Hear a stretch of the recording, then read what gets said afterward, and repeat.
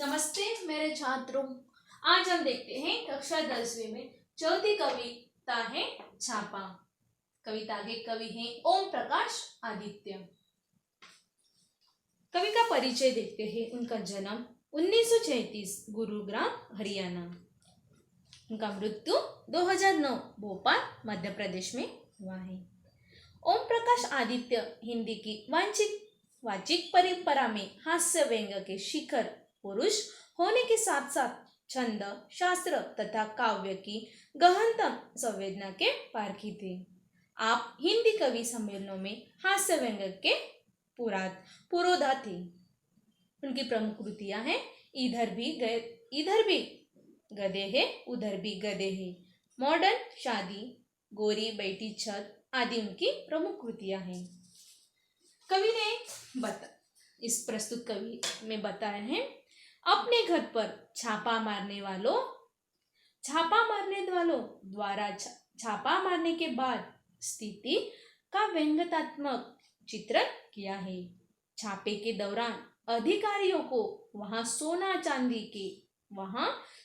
चांदी तो दूर रसोई घर की पिपियों में पेट भरने के लिए भी जरूर सामान भी नहीं मिलता। कवि ने कविता के माध्यम में छापा मारने वालों की कार्य प्रणाली और आम आदमी की आर्थिक स्थिति का वास्तविक चित्रण किया है। इसके साथ कवि ने व्यवस्था के एक ज्वलंत प्रश्न भी पूछा है। जब तक अनधिकृत रूप से अर्जित धन के अपने अधिकार कर लेती है तो अधिकृत रूप से अर्जित आय से जिनके पेट नहीं भरते हैं वह उनकी सहायता करने के लिए कुछ व्यवस्था क्यों नहीं करती। अभी देखते हैं कविता की पंक्ति। मेरे घर छापा पड़ा, छोटा नहीं बहुत बड़ा, वे आए घर में घुसे और बोले सोना कहाँ है। मैंने कहा मेरी आंखों में है, कई रात से नहीं सोया हूं। वे रोष में आकर बोले स्वर्ण दो स्वर। मैंने जोश से आकर कहा सुवर्ण मैंने अपने काव्य में बिखरे हैं, उन्हें कैसे दे दूं। देखते छावा यानी धावा, सोना यानी एक जैसा धातु, सुवर्ण यानी सुंदर अक्षर, काव्य यानी कविता। देखते हैं पंक्तियों में कवि कहते हैं कि मेरे घर पर आकर विभाग का छापा पड़ा है, वहां भी कोई छोटा मोटा नहीं, वहां बहुत बड़ा छापा पड़ा है। अधिकारी मेरे घर पर पूछताछ करने के लिए आए हैं। वे सीधे घर में घुस गए और पूछने लगे सोना कहाँ रखा है। कवि ने जवाब दिया सोना वह तो मेरी आंखों में है, मैं कई रात में सोया नहीं हूं। अधिकारियों ने इस पर अधिकारी को गुस्सा आता है। वे प्रश्न और स्पष्ट करते हैं स्वर्ण दो। लेखक स्वर्ण को स्वर्ण से जोड़ते हैं और जवाब देते हैं कि सुवर्ण तो उन्होंने अपने काव्य में बिखरे हैं, उसे वे उन्हें कैसे सौंप दे, वो तो मेरे आंख में है। आगे है वे सुझलाकर बोले तुम समझे नहीं, हमें तुम्हारा अनधिकृत रूप से अर्जित अर्थ चाहिए। मैं मुस्कुराकर बोला अर्थ मेरी नई कविताओं में है, तुम्हें मिल जाए तो ढूंढ लो। वे कड़क कर बोले चांदी कहाँ है। मैं भड़क कर बोला मेरे बालों में आ रही है धीरे धीरे। वे उद्भ्रांत होकर बोले यह बताओ तुम्हारे नोट कहाँ हैं। परीक्षा से एक महीने पहले करूंगा तैयारी। वे गजर कर बोले हमारा मतलब आपकी मृदा जैसे है। देखो बच्चों, यहाँ कवि कहते हैं अधिकार कवि का जवाब सुनकर सुलझाकर कहते हैं कि तुम हमारी बातें समझते क्यों नहीं? तुम हमारी बातें समझते क्यों नहीं? हमें तुम्हारा वह अर्थ चाहिए जैसे तुमने अनधिकृत रूप से अर्जित किया है। कवि अर्थ को, शब्दों को कविता के अर्थ से जुड़कर मुस्कुराकर जवाब देते हैं कि अर्थ तो मेरी नई कविताओं का अपने मिल सकता है, अर्थ कविताओं में आपको मिल सकता है, फिर अधिकारी कवि से छुपा कर रखी गई है। चांदी निकालने के लिए कहते हैं। कवि चांद का अर्थ चांदी जैसे सफेद हो गए। अपने बालों से जोड़कर कहते हैं, चांदी तो मेरे सिर के बालों में आ रही है। अधिकार जब कड़क कड़क कर पूछते हैं कि उनके नोट कहाँ हैं, तो वो नोट का संबंध विद्यालय की परीक्षा के नोटों से जोड़कर जवाब देते हैं।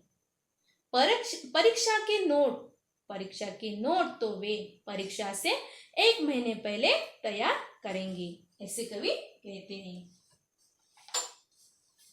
आगे हैं, वे गरज कर बोले, हमारा मतलब आपकी मृदा से है। मैं लरज कर बोला, मुद्राएं आप मेरे सूप पर दे लीजिए। वे खड़े होकर कुछ सोचने लगे, फिर शयन कक्ष में घुस गए और फटे हुए तकिए की रुई नोचने लगे। उन्होंने टूट अलमारी को खोला, रसोई की खाली पपियों का टटोला। देखो बच्चों, यहाँ कवि कहते हैं,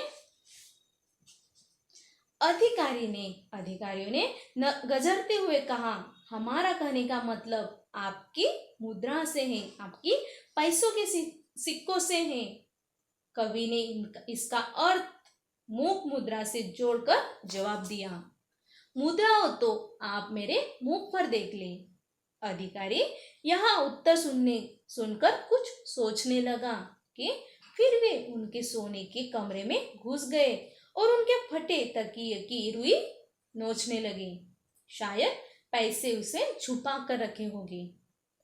कवि कहते हैं कि अधिकारियों ने उनकी टूटी हुई अलमारी खोली तो उनकी रसोई में खाली पड़े पीपों को टटोला। बच्चों का गुल्लक खोल कर देखा, पर उन्हें कुछ भी नहीं मिला। सब कुछ खाली था। आगे है, पर सब में मिला एक ही तत्व खाली। कनस्तरों को मटकों को ढूंढा, सब में मिला शून्य ब्रह्मांड। देख कर मेरे घर में ऐसा अरण्य कांड, उनका खिला हुआ चेहरा मुरझा गया।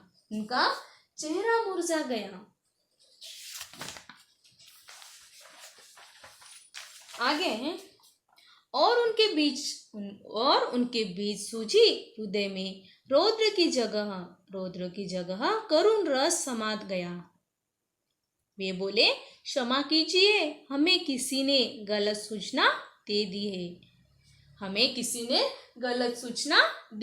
है। कवि कहते हैं कि अधिकारियों ने घर में पड़े कंस्तरों और पानी रखने के लिए मटकों तक को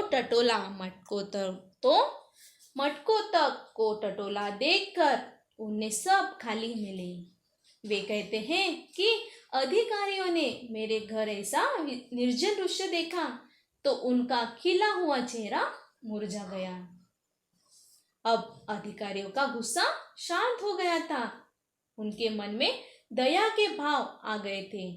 कवि से उन्होंने क्षमा मांगी और बताया कि किसी की गलत सूचना पर वे उसके यहाँ आए थे। अपनी असफलता पर वे मन ही मन पूछताने लगे, सिर झुकाकर वापस जाने लगे। मैंने उन्हें रोककर कहा, ठहरिए, सिर मत धुइए, मेरी एक बात सुनिए। मेरे घर में अधिक धन होता तो आप ले जाते।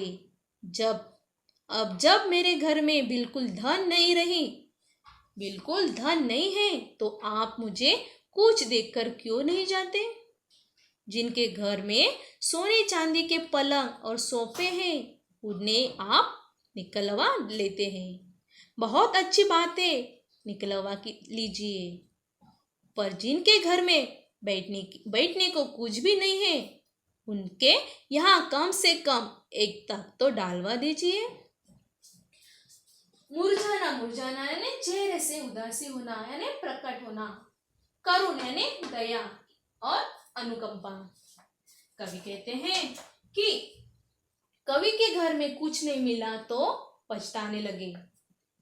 उनके सिर शर्म से झुक गए और वे वापस जाने लगे। तो कवि उन्होंने रोकर कहा, आप मेरी एक बात सुन लीजिए। यदि छापे के दौरान मेरे घर में आपको अधिक धन मिल सकता है तो आप उसे लेते हैं। अब आपने देख लिया कि मेरे घर में कोई धन नहीं है। ऐसी हालत में आप मुझे कुछ धन देकर तो जाइए। जिन लोगों के घरों में सोने चांदी के पलंग और सोफे होते हैं उन्हें आप निकलवा कर ले लेते हैं। ठीक है, निकलवाना लीजिए। और जिसके घर में कुर्सी भी बैठने के लिए नहीं है उनके घर में बैठने के लिए सोने के लिए बैठने के लिए एक तख्त की व्यवस्था करते जाइए। ऐसे कवि ने छावा कविता में कहा है।